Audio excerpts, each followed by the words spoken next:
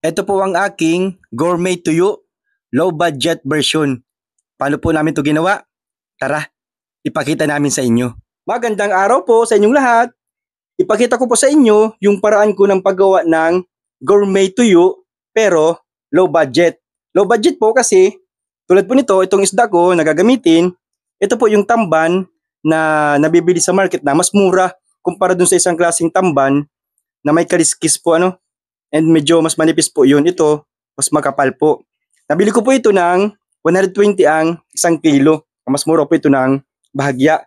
And gagamit po tayo ng vegetable oil instead of olive oil.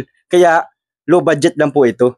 So una po natin gagawin, ito po mga tamba natin ay tanggalan po natin ng ulo at buntot. Una nga po, itong mga ulo niya ay tanggalin natin. Pati po yung nasa loob niyan. Kung matatanggal po, tanggalin na po natin yan. Pero yan po ay nasa inyo pa rin po ha. Kung gusto nyo may ulo, pwede naman po yan. Nasa inyo na po yan.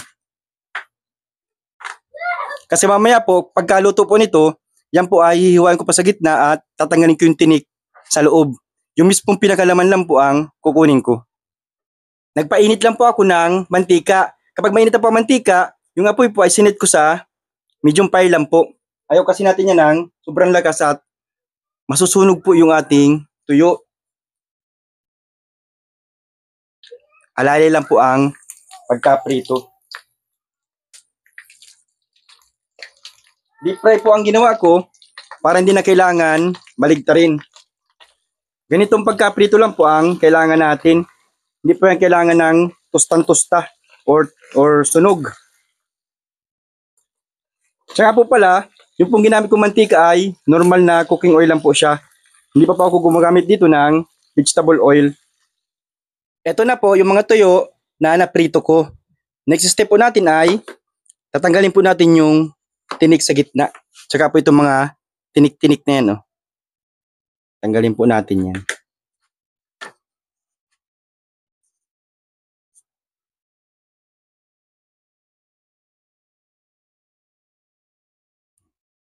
Tanggalin lang po natin itong tinik. Then yung mga tinik, tanggalin din po natin yan.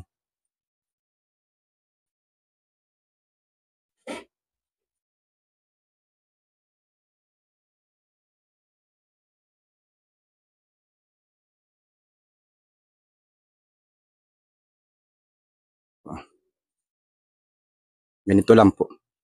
Yung maliliit na tinik, okay na po yan. Kasi naprito na po natin yan. Ano na po yan, kaya na po natin yan manguya.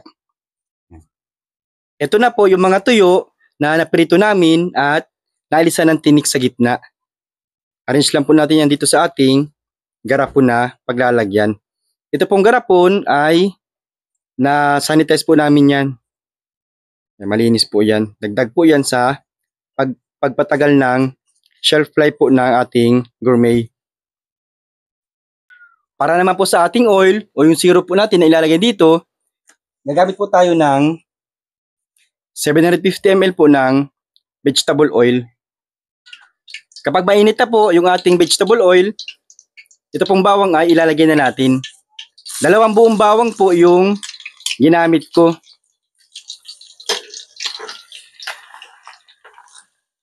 Susunod na po natin itong carrots. 1/4 kilo po ng carrots yung ginamit ko po. Kapag medyo roasted na po yung ating carrots at bawang, maglalagay po tayo ng 1 kutsarang paminta. 10 piraso po ng bay leaves at 10 piraso ng sili.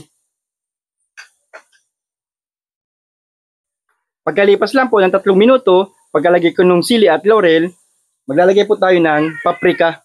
1 kutsara po ito. Dagdag flavor po yan at yan din po yung magbibigay ng kulay sa ating oil.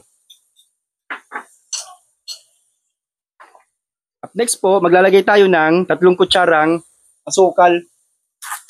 Ito po ang magbabalansi ng lasa ng tuyo. 3 kutsara lang po. Ayaw naman po natin yan ng sobrang tamis.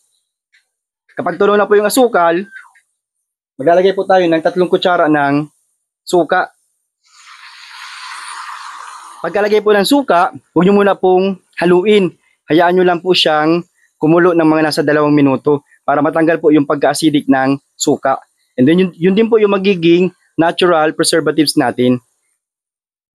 Ngayon pa lang po natin ito hahaluin. Pagkalipas po ng 3 minuto, pagkahalo po natin simula kanina, okay na po ito.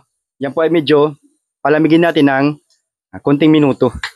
Hiniwalay ko yung mga sangkap at yan po ay hati-hatiin natin dito sa ating mga tuyo. Para lahat sila meron.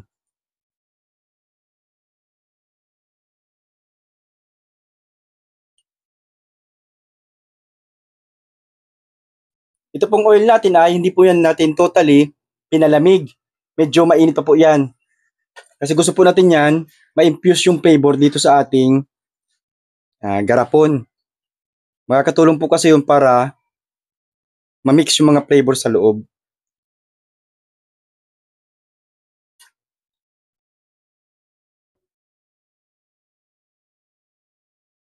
Dito na po natin ito palalamigin ng totally. Tsaka po natin tatakpan yung garapon at pupunasan po natin yung mga oil sa labas. Ito na po yung aking gourmet tuyo. Napakasarap po nito. Lalo-lalo na po kung nilalagay ko pa po yung kalamansi. Sarap po talaga nito. Shelf life po pala ng ating gourmet tuyo, sa room temperature lang po, aabot po ito ng 1 week. Kung ilalagay po natin sa chiller, aabot naman po yan ng 2 weeks.